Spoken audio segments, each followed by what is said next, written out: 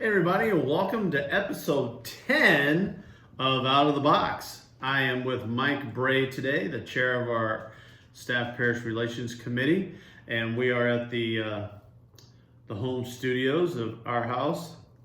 We really don't have a studio. It's hard to believe it's been 10 episodes already. 10 glorious, memorable episodes. So this is somewhat of a benchmark. Landmark?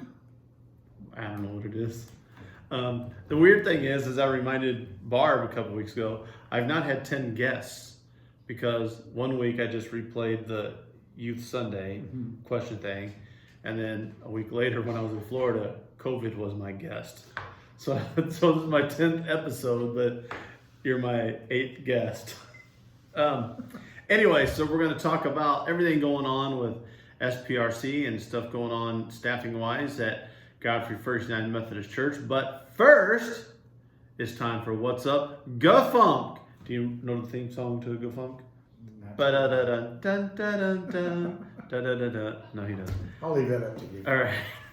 All right, so here's what's going on at Godfrey First. I put my glasses on and you can chime in anytime you like. First of all, we had VBS last week. We had an awesome time at VBS. Ann McLaughlin, I tell you what, when you put a microphone in her hand, there's just no controlling that lady. She was, maybe it was me. Could have been you. It could have been me. Probably was you. Ann was kind of like right now. Yeah, kind of like right now. So Ann was great. She did an awesome job putting together VBS. We had 5 different churches that participated. I can't name all of them to you right now. But so there was, well, I'll try. There was our church, there was Main Street, there was First Presbyterian, Lovejoy Presbyterian, and then the Church of the Living Word. Church of the Living Word, right. Okay. And we had several volunteers, 17, 18 volunteers from those churches, I think, too. At least. So it was great. We had 46 different kids come in during the week. They weren't all there the same night. I think the biggest night was 36. But because of ball games and vacations and stuff, kids came and went a couple times. But it was a great week, and it's great to get things. Rooney's always a guest. Go on. She's a guest. She's been in all 10 episodes. Just about that and devotional. She likes to come in and eat and bark during devotional, and I do that. Anyway. So it was great. We have had, this is the first real VBS we've had in a couple of years because of COVID.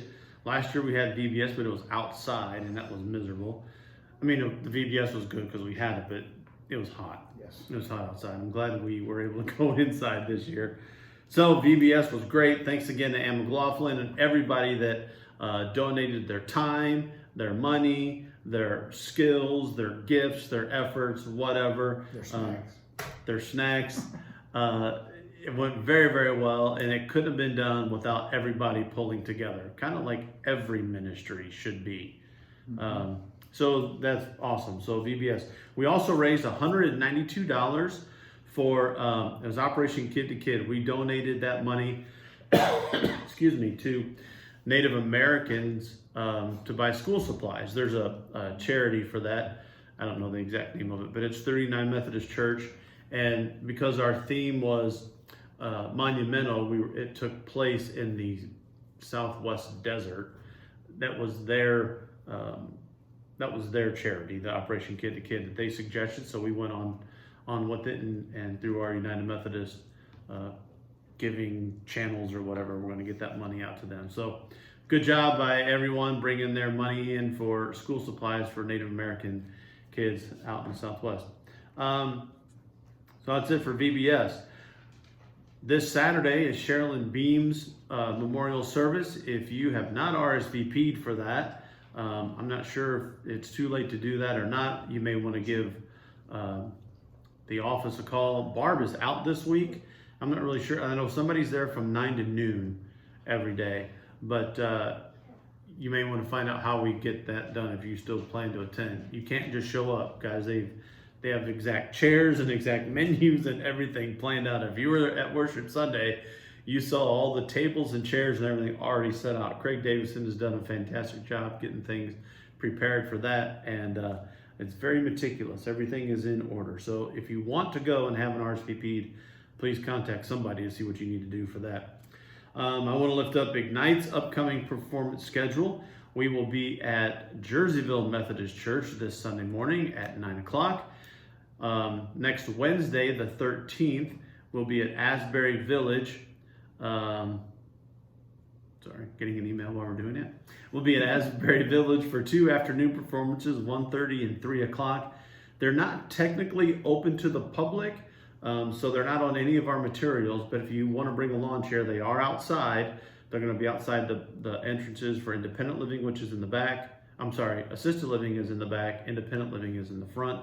We'll be at assisted at 1:30 and independent at 3 o'clock. If you want to do that on Wednesday the 13th. And then on the 17th, we're going to try to pull off something. My guest next week is going to be Pastor Alan Aber, who is the pastor for Elsa United Methodist, Alton Grace United Methodist, and Hartford United Methodist, to talk about what we're going to try to pull off on the 17th. Ignite's going to sing at all 3 worship services in the morning, starting with Elsa at 8:45, Alton Grace at 10, and Hartford at 11:15. So we're going to be, it's going to be interesting. We've talked about this for a couple of years, and so Alan's going to be our guest next week to talk about that and other things going on with his ministry. Are you going to have a police escort between the places to get He there? told me, he said, as soon as the benediction is said, you're going to be bolting down the river road.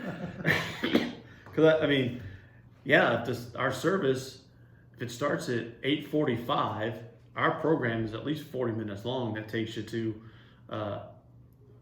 what's my math? 9:20, 9:25, and the other service in Alton starts at 10. So it's going to take some doing. A little tricky. But we're going to do it. And then we're going to Branson, July 21st through 24th. We'll be at Kimberling City United Methodist Church on the Sunday the 24th. And then our final performance is at Godfrey First on July 31st. It's also a 5th Sunday, so there'll be one service at 10 o'clock, and we'll feature the Ignite Youth Choir's final program of the season. One other announcement I want to lift up. I need to update everybody on what's going on with the Extreme Church Makeover team. We have not met in person in quite some time, but we have met little subgroups and via email and things. Things are still moving. They're moving slowly, but they're moving. As you all know, we've made some changes to the chancel area already and moving the podium and stuff. We've got a new lectern. We've got we have 4 new risers. 1.5 of them were donated. The math works. And then Jim Chestney built the altar table, so that was donated. And then we got a new soundboard, which was donated. And whatever got Dante card that goes with that, also donated. Tim Holland has been running the wiring to move that soundboard. And I don't know if he's donating the material, but he's definitely donating his time, which is very cool. He's about to wrap that up, and then we'll be moving that board over in the next few weeks, probably right after our performance on the 31st, beginning of August. We will put that new board together, which brings me to the biggest project still left to come. We are still going to paint the front walls. As you know, somewhere where the speakers were taken out of those 2 lower corners in the front wall, the paints don't really match, and we're going to repaint the whole thing. We have a design going up behind the cross. We have new carpet that we're going to put on the chancel area, because if you look closely, well, you don't have to look that closely. It is stained and bleached, and it's a mess. Did that have anything to do with that time that somebody stole the communion one? No, I cleaned that. It's from other people. Thanks, Mike. Take your shots where you can. Anyway, so that's still going to be done. But the biggest one of those projects is the stained glass window. When you see the welcome slide, when you first come into worship, in the announcement slides, there's a welcome slide that has a picture of Mary and Joseph and baby Jesus in the manger. That is actually a picture of a stained glass window that was donated by the Safes to Alton First United Methodist. And then there's a whole history to it. It made its way to our church. It is over at Art Glass by Design, I think is the name of it, down in Pacific, Missouri. It is getting reframed and put into a light box that's going to be put over in the history corner or history wall and be the feature piece over on that wall. And we are raising money to get that paid for. That is a $12,000 project. And we are asking for you to make donations for that. All the other stuff that we've talked about, we've been able to pay for through an awesome gift from Memorial Committee and other donations, but we still need this $12,000 to pay for that. And there's a couple other things. I've set a goal for $15,000 to raise because we got to get a couple touch-up paint things still added to that. But if you want to make a donation to that, write a check to Godfrey First and give it to either Barb when she comes back, or give it to Glenda Link to put in the memorial fund, because we're actually kind of feeding all this through the memorial fund. Or you can give it to me or Pastor Jay. And if you want to put it in honor of somebody or in memory of somebody, absolutely, we can do that. We can put a little tag up on that wall and say gifts from these people in honor of these people or whatever. So we'd be happy to do that. So that's Extreme Church Makeover. If you have any questions about that, please come and see me when you see me next on July 31st, because I'll be with Ignite. Okay, so Mike, we have a game called, Mike is an educator. He's an assistant principal at Alton High School. So pretty smart guy, right? You got to be a pretty smart guy to do those kind of things. Why So do we I are get the playing feeling you're going to ask me questions that are going to make me feel really stupid? because I'm going to ask you questions that are going to make you feel really stupid. There you go. That's what I figured. I'm playing one of my favorite games that I play with the youth group called I Should Have Known That. I'm going to ask you questions and you're going to be, and then I'm going to tell you the answer and then you're going to say, I should have known that. So I'm not going to ask you all the really hard ones. Who founded Facebook? Mark Zuckerberg. Mark Zuckerberg. Exactly. See, that was easy. You got that one? Not that hard. Now they're going to get harder every card. A little bit. So GPS technology helps us with travel directions. It's also the name of a super cool youth group that meets at our church. But what does, not the youth group one, but what does the actual GPS stand for? Oh, geospatial positioning system. You're sort of in the ballpark. Global positioning system. That's close. Okay. Or grow in faith, participate in life of the church. Sure. Yeah. Okay. I think we got a few of those t-shirts at home. A few. Yeah. All right. What country is famous for chocolate, banks, and watches? Germany. Switzerland. Swiss chocolate, Swiss banks. Should have known that. You should have known that. All the money you have in your Swiss bank account. Exactly. You should have known that, right? Okay. And now, when I saw this, I immediately thought of you, Mike. What part of speech is the word cuddly? That sounds like me, yeah. An adjective. It is an adjective. Good job. See? They don't make dummies assistant principals in our school district. All right. What's the last name of the family in the TV series Family Guy? Oh, I have no idea. Did you ever watch Never it? seen it. Griffin. Yeah, I always have to check to make sure it's right. What's the time difference between London and New York? Do you know that? Ooh.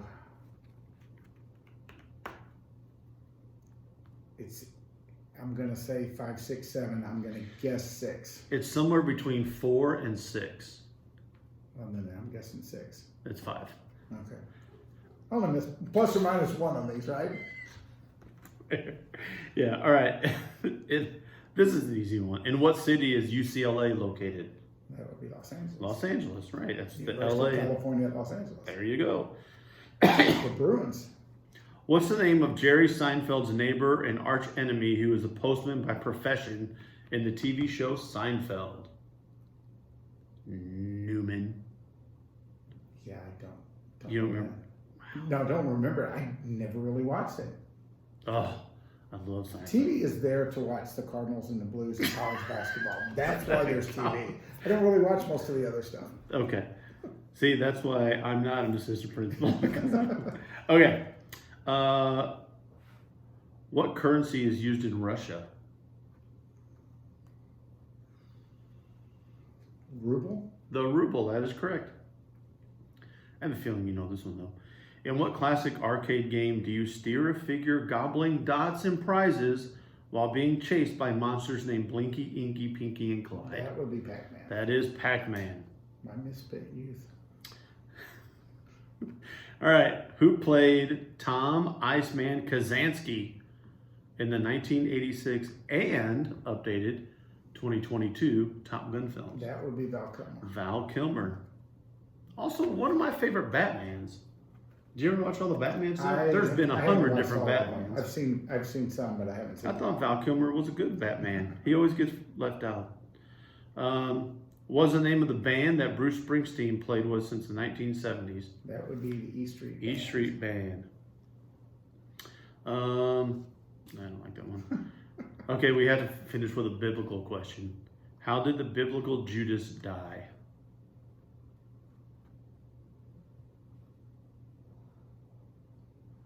I don't know. I'm going to guess suicide. He hanged himself. Okay. Yeah. Semi-guess there. They don't talk about that. I don't know the cause of death for all the disciples, Basically but they were pretty. He basically died of guilt. Yeah, okay. That led to that. I'll go with that. Okay, so the main reason I have you here today is because my other plane backed out. No, I'm just kidding. That's good. I'm used to that. But we have a new staff member that Mike got up and introduced or talked about on Sunday. She wasn't there, but she does start this Sunday, and we'll let you talk about our new staff member. So Sherilyn Trustee is going to be our new accompanist. She can play the piano, but she also can play the organ. We are, in fact, day after tomorrow, on Thursday, they're going to be coming in to try to pull the organ out and do a quick tune-up on that and see if we can get it operational and ready to go. The piano is also being tuned after being moved for VBS. And so the hope is, she will begin playing this Sunday. It'll probably start with piano, and then as soon as she gets a little bit of time with the organ back up and running, and she gets some time with that, she can also play the organ as well. She also she plays the harp, which is a very unique instrument, not something that you get to hear very often. And she has agreed that for a special music piece, she's going to play that a couple times a year. I said this in church Sunday, but I was kind of hoping maybe like once a quarter. And then she says, remember, when I moved that, it's like moving furniture. And I didn't really think about the size of the harp, and so I showed my ignorance on that. That was something that could have been used in that game. Yeah. And should have had a harp question. And so she is going to play that a couple times a year, though. She has actually played the harp for the St. Louis Muni Opera for years, and was with several of the symphonies, and very, very accomplished in that. That is really part of her main livelihood is playing the harp. So, yeah, she mentioned that's her livelihood. I think she gives lessons and everything else with it. How awesome is that? So a very unique talent set with that for sure. But the next 3 weeks, because Ignite is going to be on the road, then for the 10th, the 17th, and the 24th, she is actually going to be there to play at both at both services for those 3 Sundays. And then since she's doubling up those 3, she's going to take the next week off when Ignite comes back. And then starting in August, she will be playing at the 8:30 service. That will be the regular routine, is that she will play the 8:30 service. And then once we figure out where choir is and what's going on with choir and possibilities of getting that started back up, then we can look at making some adjustments to her schedule based on the need that we hope to have at some point coming up. Yeah, because she also directed choir at Elm Street, Yes. Right? Did you mention that? Right. She was previously at Elm Street Presbyterian. Emma McLaughlin's actually the one that kind of put us in contact with her and initially laid some groundwork for us to talk to her about this. She was their choir director, their pianist, their accompanist, or their organist. Mm-hmm. She did all of that and came with great reviews from people there. So we're very, very happy to have her on board and have her on staff, and it will be good to hear some live music back in church during the services rather than just the video. Is it live or is it Memorex? We'll be back to live instead of the old Memorex tapes. or whatever we're putting together streaming wise and all that. You never know. That's another conversation we have to still have, which is actually we're going to get into that a little bit today. As I mentioned at the beginning, Mike is the chair of SPRC, the Staff Parish Relations Committee, and making sure the staff is full and complete and doing their jobs is your primary function with the committee. But talk about SPRC, what they do, why nobody wants to be on it. Well, essentially SPRC, admittedly, when I was asked to be on there, I didn't really know what their role was or what it meant. And as I did a little bit before I committed and I tried to learn a little bit about it, the one thing that I learned is essentially SPRC is the personnel arm of our church. So we essentially do the hiring of the new staff and kind of checking on them. What do they need? What will help them do their jobs better? What can we do to make them better? And ultimately, as each of our staff members becomes better at what they're doing, that makes our whole church better. And so that is really the goal of what we try to do. And a lot of it starts with trying to fill positions. And right now, just like McDonald's is having a hard time keeping both lanes of the drive-thru open because they can't get enough people to work, it's hard to find people for a lot of these positions. We've been looking for an accompanist until we were able to get Sherilyn to take this spot. We've been looking for that for, I think, 11 months now. Thor, I think, left in August. So somewhere in August of last year. So 10 months or more for sure, almost 11. And yep. So it has been a tough task to try to find people for that. And we are still looking for one other position, and that is to look for someone that can do be the IT tech person that can help with running the soundboard. Certainly somebody who can do it much better than me in the back, and to try to run the slides during the service. And the biggest key to that is someone that can be there on Sunday mornings and be there from a little bit before the first service through the end of the second service and be available to do that during that time, but also someone that knows how to run some basic computer programs, that ProPresenter being the big one, or at least to be able to learn how to run ProPresenter and to be able to integrate all of the different pieces, work the camera, and do a little bit of work with the soundboard to make sure that it's a very good service for the people that are there in person at church, but then also, especially so that the 1045 service is a good quality product that we can put out to present our church in the best light that's there for everyone who's watching on TV or through their TV or on their phone or on their laptop or whatever device they're using for that at home. Rooney has come back again. Hey, Roon. So yeah, as you all know, Pastor Jay tested positive for COVID last Sunday, the day that VBS started. So he was going to run all the sound and slides and everything for VBS all week, and he couldn't even come up there. So that put you and me and Susan. And we knew Susan especially. Susan really did a lot of the clicking through everything, and you did a lot of the setting up, and I was there for moral support. We knew enough to get by, but even then we had to FaceTime with Jay, I think 3 different times, and he looked awful. I mean, worse than normal that day.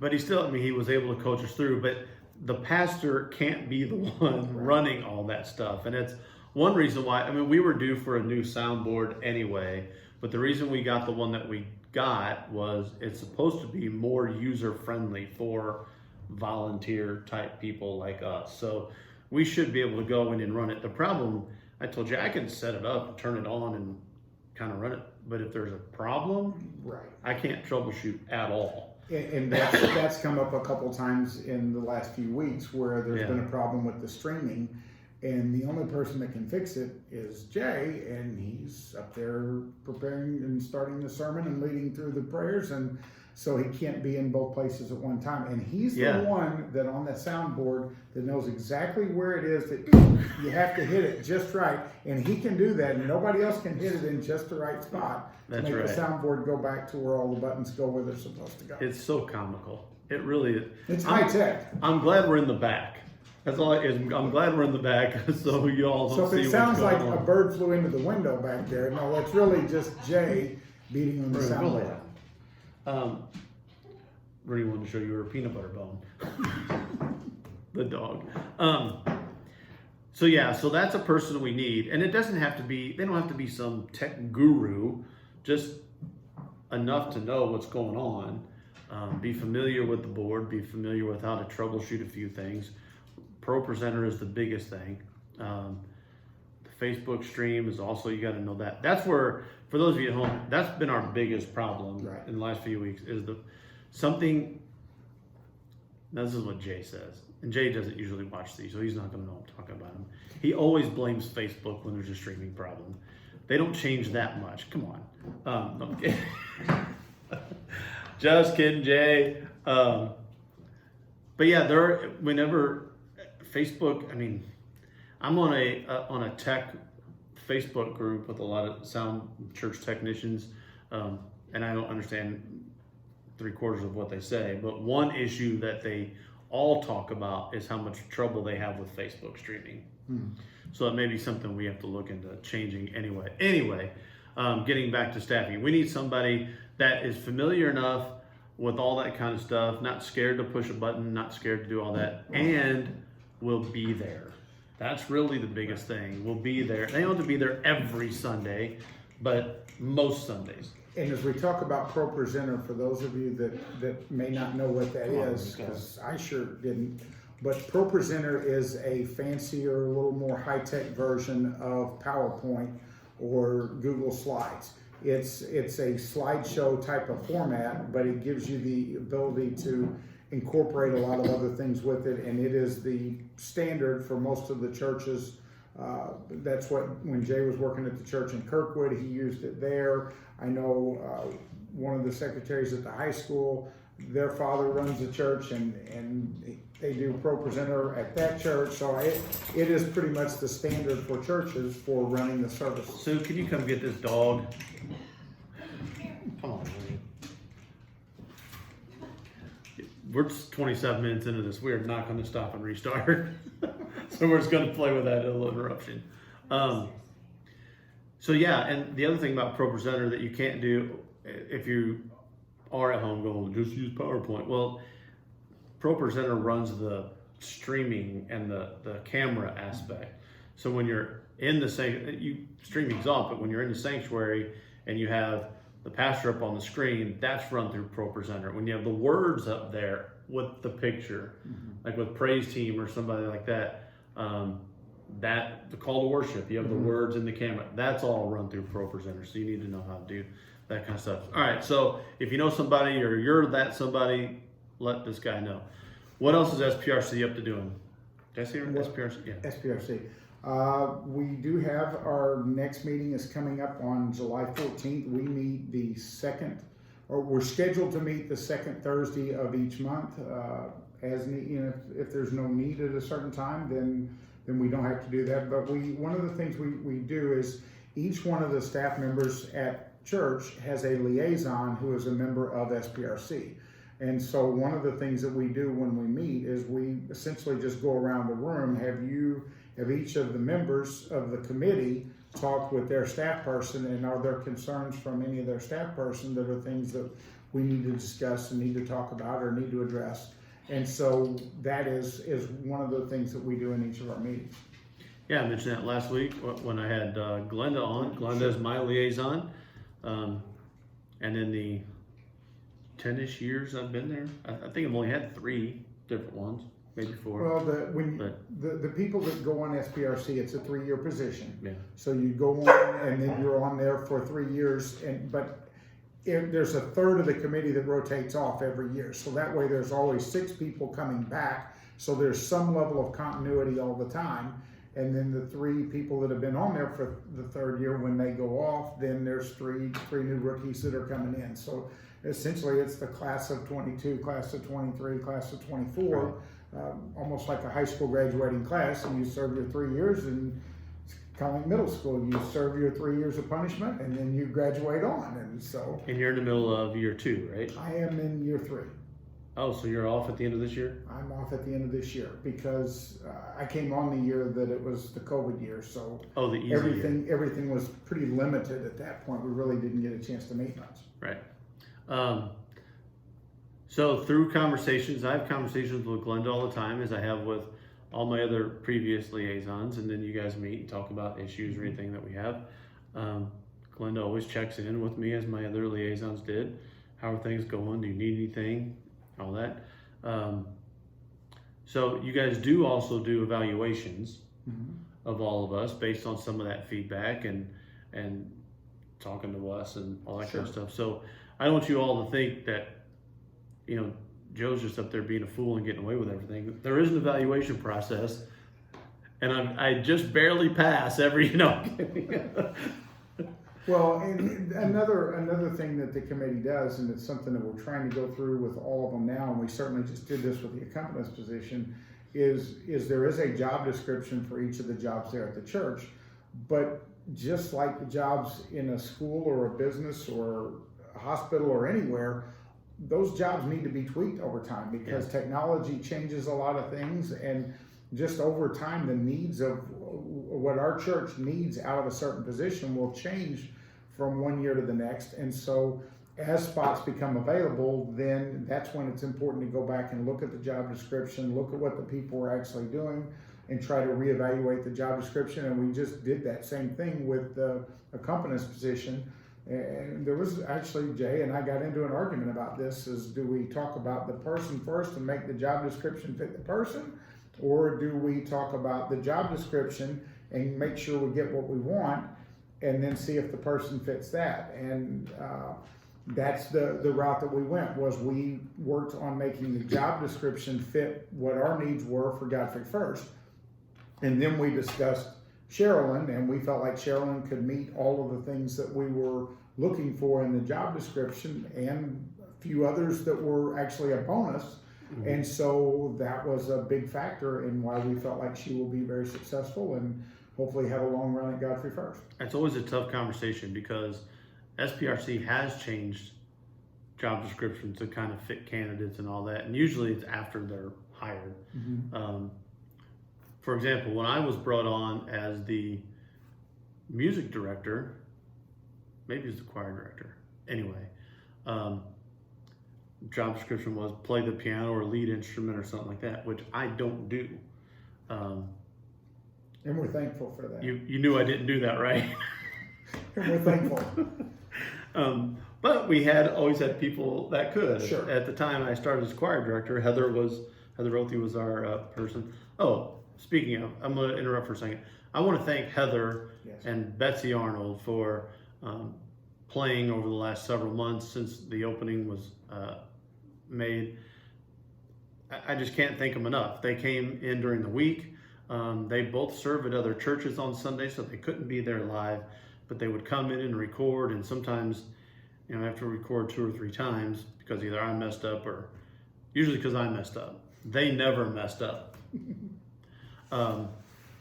So yeah, thank you guys very much, and they've both agreed still whenever we need them, they're always here for us in our back pocket to use. So yeah, so we were talking about tweaking job descriptions, because it's the same thing with youth. When I became the youth director, there were a couple things that was in the old one, but they wanted me, and before I said yes, I'm like, okay, first of all, I don't do this, and I don't do this, and they're like, that's okay, don't worry about it, and then to move on. So whenever it's time for me to go, that job description may be tweaked again. Sure. So like ever, this is the desirable candidate, and this is what we can actually get. So the desirable candidate for youth was like this big, and this is what you guys got. Well, the job description is designed to be a working document. Yeah. It's something that you're gonna have to tweak over time because the world changes, and Right. especially coming through COVID, we all realize everything has changed. Oh, And yeah. so a lot of these job descriptions need to be tweaked and updated based on a lot of those changes. So we're a few minutes over our 30-minute, and I've only hit it once, the 30-minute. I've gone over every week, all 10 weeks. Shocking. Yeah. Last week was the closest one. Glenda was 29 minutes and like 15 seconds. That's the only one I've gotten under. But before we do, I want you give you a chance to talk about yourself for a second, what you do, your boys. I'm not worth talking about much. How long have you been with the Alton School District? I've been in the Alton School District. I just finished my 24th year, and I guess actually since we're in July now, today is the first day of my 25th year. Nice. So starting number 25 now. Came in to be the head boys basketball coach and the assistant athletic director. Became the athletic director towards the end of that year, and then did that for 10 years. Was the basketball coach for 5 years. And then became an assistant principal, and I just finished my 14th year in that role. Yep. So, and a lot of people, my kids' age, only know you as the third wise man with the. There was a year. Thanks for bringing that up. See, year right back. After year. There was a year that Mike agreed to be one of our three wise men, and the crown thing didn't work. Something happened with it. So you took the scarf and just made a wrap out of it. It looked like a do-rag. Yeah, that picture made its way around Alton High School. It still does. Yeah, you can thank my daughter Natalie for that one. I think she did it. I figured it was Natalie. And at the time, she was an office runner in the main office too. Yeah. Now she's up saving lives, so we can't be too hard on her. And you got two boys. Jake has been part of GPS and Ignite since we've been a thing.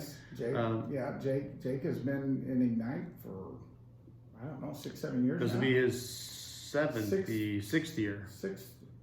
Sixth year, I think. I think he started the second year, maybe, or the second. Then seventh year, okay. Yeah, something like that. And then Jake will be a senior next year at Alton High, and then Brian is going to be doing his student teaching this fall at Lovejoy Elementary. He is finishing up at Greenville University and hoping to get his student teaching done this fall and be looking for his first teaching job. Hopefully, if something opens up at Christmas time, or if not, then probably sub the rest of the year and then find a job for the following year. And both of them work at Schnucks, so I've got a discount at both Schnucks. So Jake is at the Godfrey Schnucks and Brian is at the Alton Schnucks, and Brian's been there for about 9 years now. Yeah, I remember he's been there a long time. Been doing it a long time, and Jake's been at the Godfrey Schnucks for about 1.5 years. So. Greenville's a good program. That's where I got my teaching degree that I'm not using now. I'm using it for youth. There you go. So, You're still teaching. Everybody's a teacher. That's right. I'll take that. All right. Anything else you want to add before we wrap this up? I think that's got it. Thank you so much, Mike, for joining us for this episode of Out of the Box, episode 10. It's a landmark episode. If you have any issues with SPRC, any of the staff, Jay, Ann, Karen, Barb, Ken, Sherilyn, go to Mike. If you have any issues with me, just keep those to yourself. All right? All right. Thank you, guys. That is Out of the Box, episode 10. We will see you all next week. Blessings.